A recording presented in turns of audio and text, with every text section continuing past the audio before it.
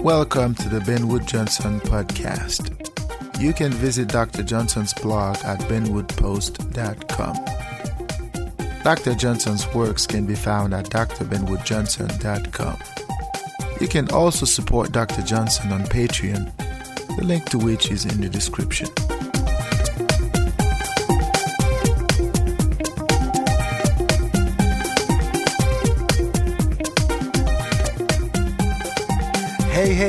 Hey. Welcome back to the Ben Wood Johnson podcast.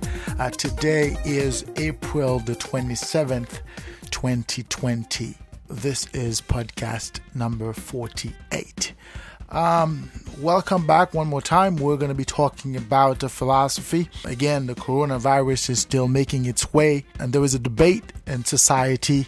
The question is to be quarantined or not to be quarantined. Several states have decided to lift quarantine orders, and there's a debate all of a sudden.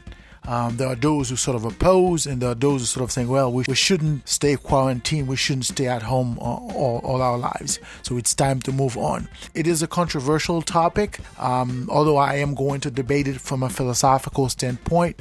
I have to admit that it is possible that you might disagree with what I am about to say. So in any case, let us agree to disagree. As I said before, the concept of stay at home, social distancing, or quarantine, they're not sustainable in the long run. If you can't see that, then, let us agree to disagree. But the point here is this.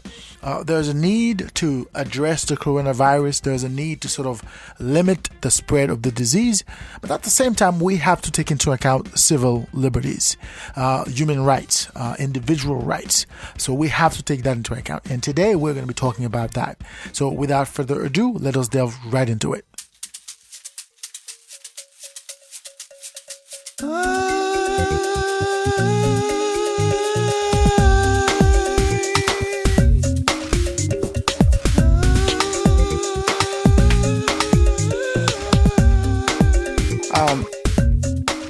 A couple of weeks ago, I mentioned something about the coronavirus, at least some of the implications of the coronavirus during one of my podcasts.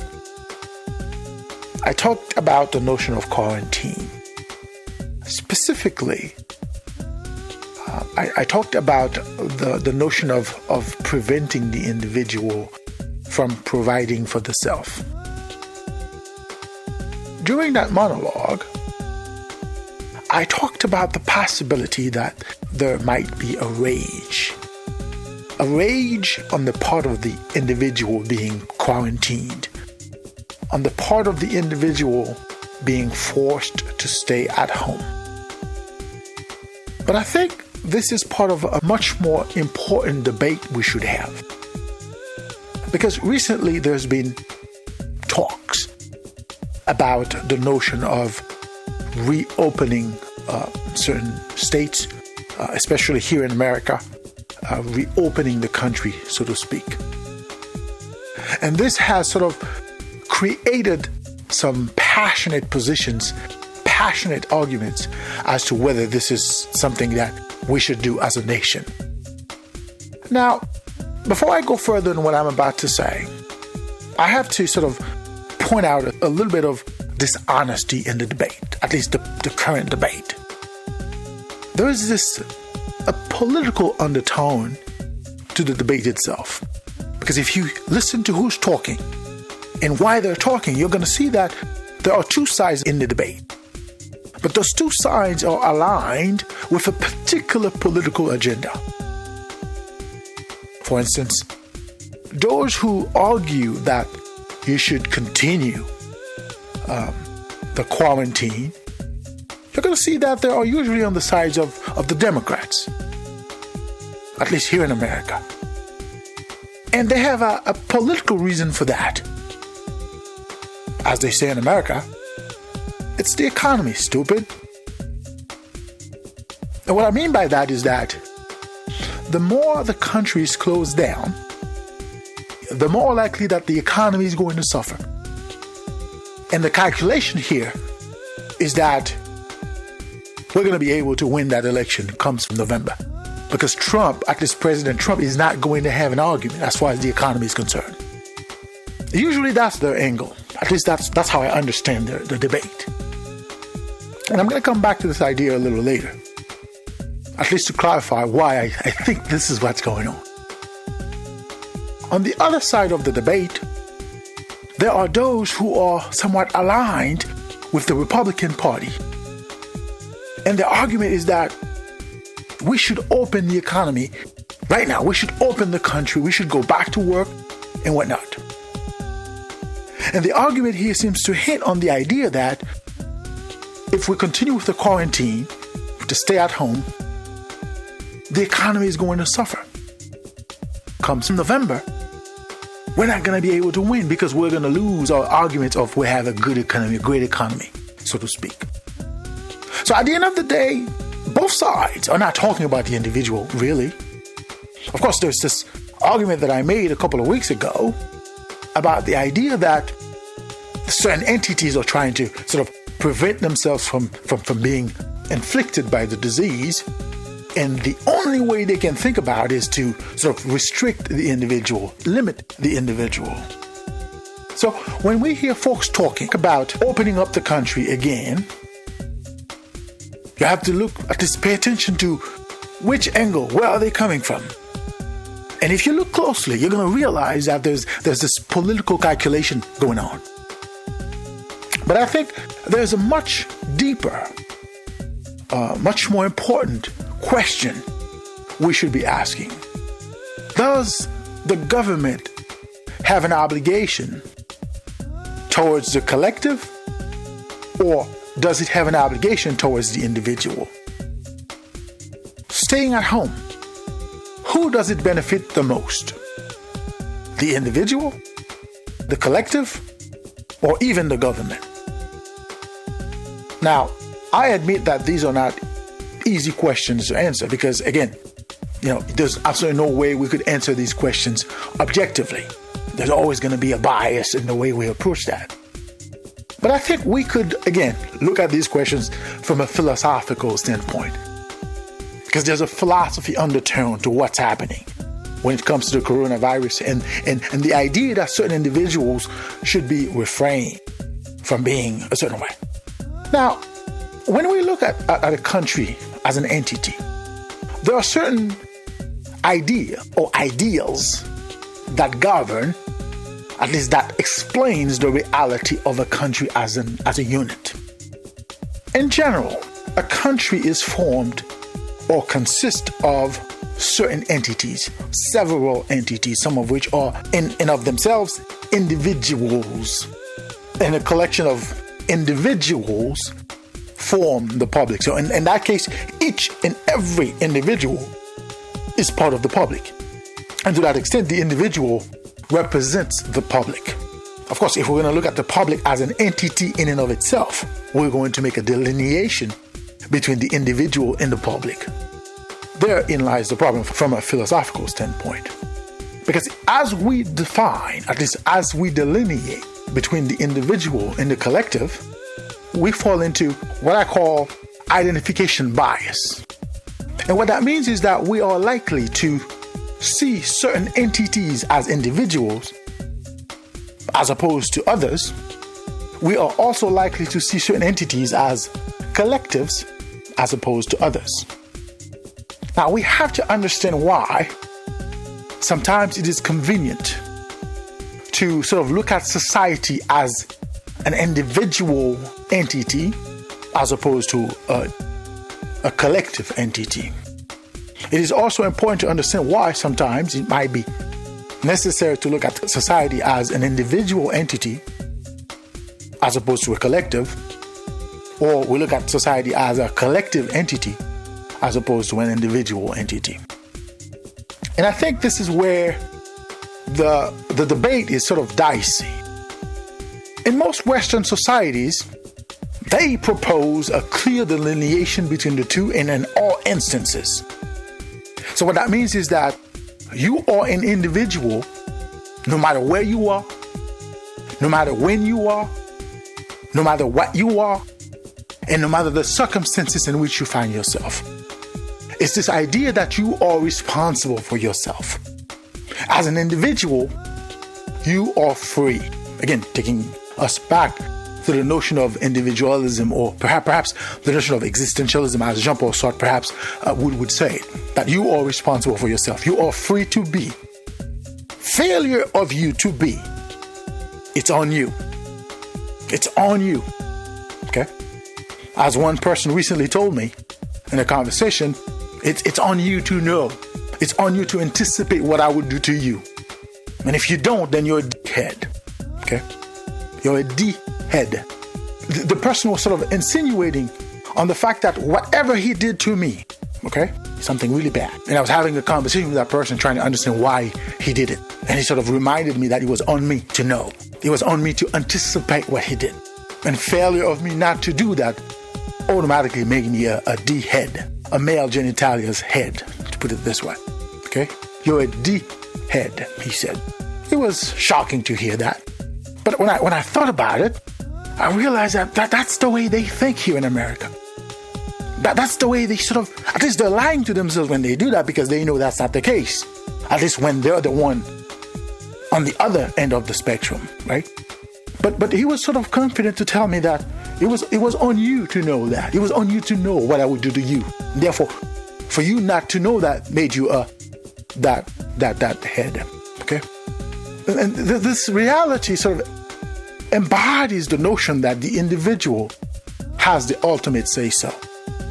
So whatever happens to the individual is up to the individual. The individual must take care of himself. He must pull himself up when he falls down. He must protect himself. He must do everything to ensure his continued existence. He must be according to himself. He must be sort of creative. He must be an entrepreneur. He must be able to take care of himself. Of course, this notion is a fallacy in and of itself, because these countries, at least these environments, usually espouse a different ideology. At least they usually practice a different ideology. Because while they're telling you that you are responsible for you, they're also telling you that the collective has precedence on you. What's good for the collective takes precedence on what's good for you as an individual.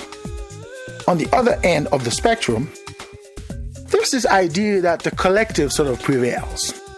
The good of the collective comes first. Whatever is good for the collective, for the community, that's what's important. So we have to do things that are going to benefit the collective and sort of avoid things that are going to benefit the individual. This dichotomy sort of embodies the reality of most Western societies, especially here in America. If we were to look at it from a political philosophy standpoint, it's this idea we're talking about, the line between what is capitalism and what is socialism. Okay? When it comes to capitalism, the understanding is that the individual is first. The individual has to be able to do and defend itself, so to speak. The individual sort of prevails. Okay? And to that extent, the individual has the last word. The government should play a lesser role as possible in the polity of the land. And under this presumption, there are no villains. And the individual is expected to seek the self, to seek a way to be. Okay? And under that presumption, the individual should be encouraged to be. And that is why the notion of quarantine, the notion of social distancing, stay-at-home order, sort of conflict to some extent with capitalism. Okay? Because capitalism the idea of capitalism wouldn't jive with the understanding that, the collective must come first. So if you're a capitalist, if you believe in the individual, or the idea of a free market economy, so to speak, then you shouldn't support the idea of stay at home, the idea of quarantine, because that would infringe on the rights of the individual, right? But that's where the dichotomy sort of comes into play, because here in America, you hear those voices from different angles. Even though you might discern a little bit of political, machinery behind, or political ideology behind those who are calling for either or, but there's a little bit of conflict. In America as well, there's this notion that civil liberty is the most important asset of an individual.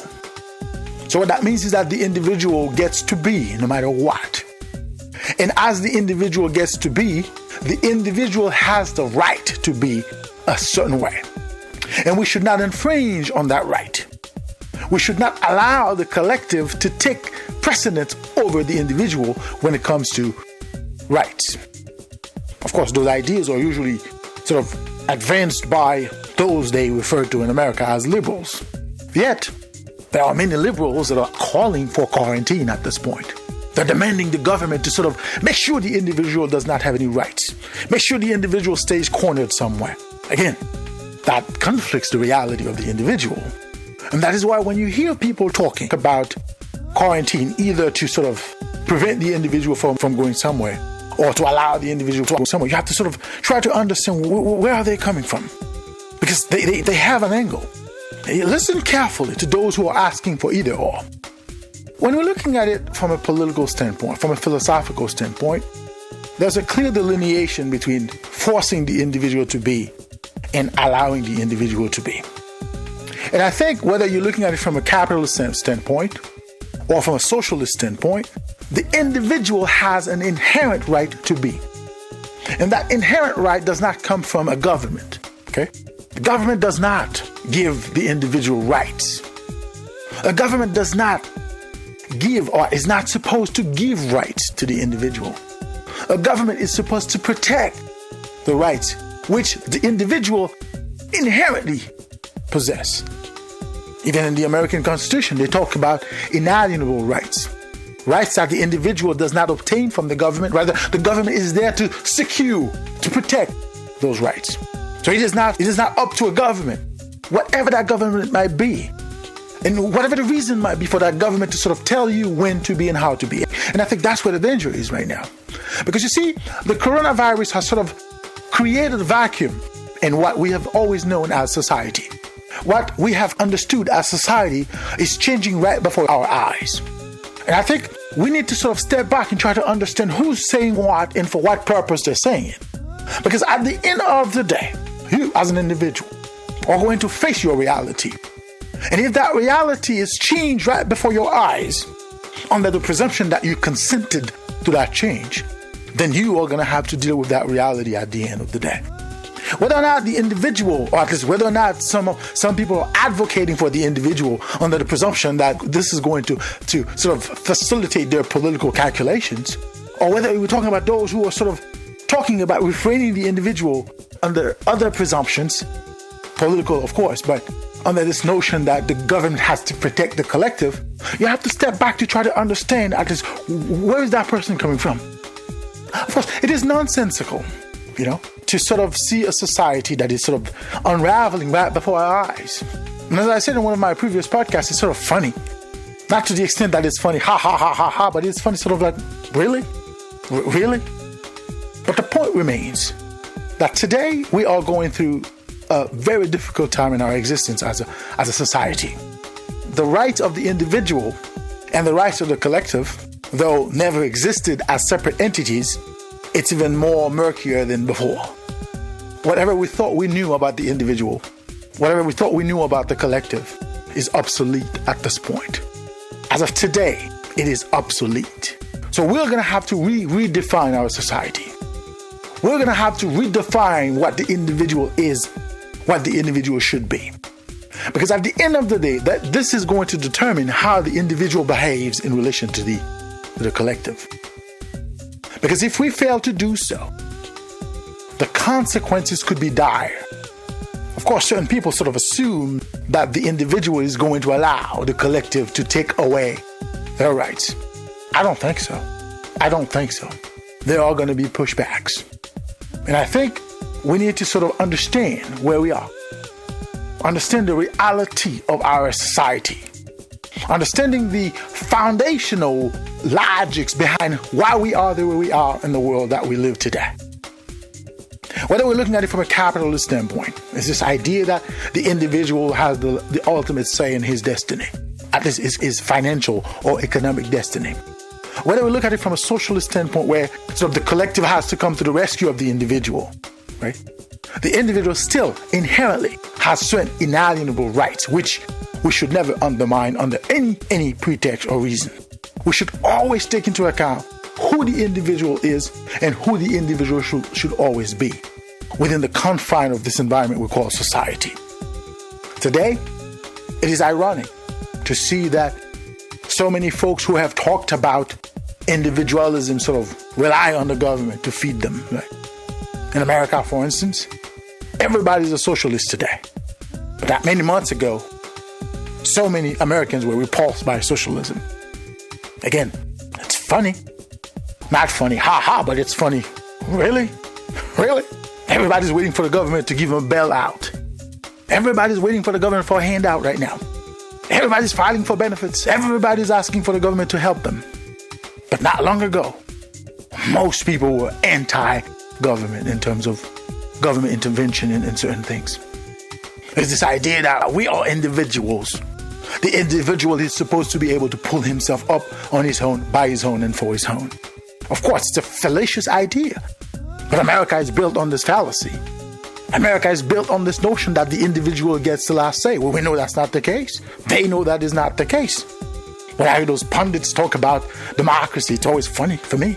It's always funny. When I hear them talk about individualism, when in fact they don't believe in that.